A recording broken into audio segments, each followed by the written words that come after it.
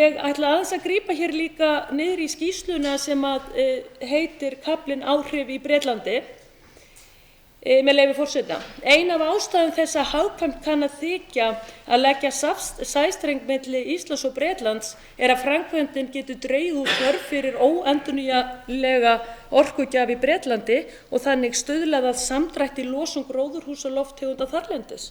Að sama skapi getur framkvæmdin verið liður í að uppfylla markmið Bretlands og Evrópusambandsins hlutfall endurnýjanlegrar orku. Virðulegi forseti, ég bara spyr, það hlutverk Íslendinga að sjá til þess að Bretar geti uppfyllt skilyrði sín varðandi Kyoto-bókunina? Ég segi nei, virðulegi forseti. Við eigum nóg með okkur, sérstaklega í ljósi þess að Samfylkingin og Vinstri grænir fóru með það hér í gegnum þingið á síðasta kjörtímabili að gangast þessu losunarkerfi á hönd og þar með var sóað út úr höndunum á okkur sem þjóð fleiri milljarða eign sem fólst í íslenska ákvæðinu í losunarkerfinu. Þannig að mér finnst þetta nú vera orðin ansi mikil samþætting á milli Íslands og ríkja Evrópusambandsins og þá sérstaklega Bretlandi ef að við eigum að fara bera ábyrgð á þessum þáttum fyrir Breta. Skýrslan uppfull af fróðleik og staðreyndum og tel ég að það sé raunverulega komið að lokum þessari vinnu því að það verður ekki gerð mikið vandari skýrsla en hér kemur fram.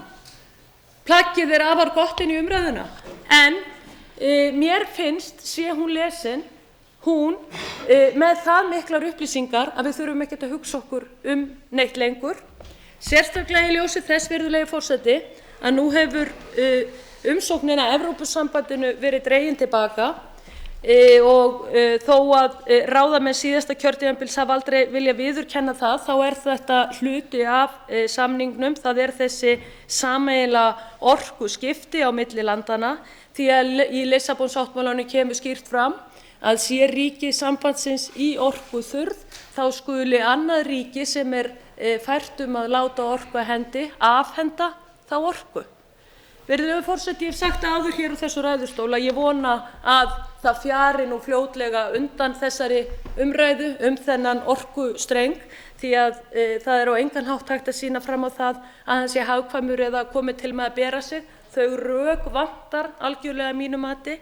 Ég tel að það dofni mjög nú yfir umræðunni eftir örlög ESB umsóknarinnar og ég vil minna á það að það var búið að loka orkumálakaflanum í hinum svokölluðu samningaviðræðum sem búið var þó að fara í þó að aðildarviðræðurnar hefðu dregist mjög á langinn undir forystu Samfylkingarinnar að þá kom það fram þetta ákvæði að einu ríki Evrópusambandsins væri skylt að afhenda öðru ríki orku.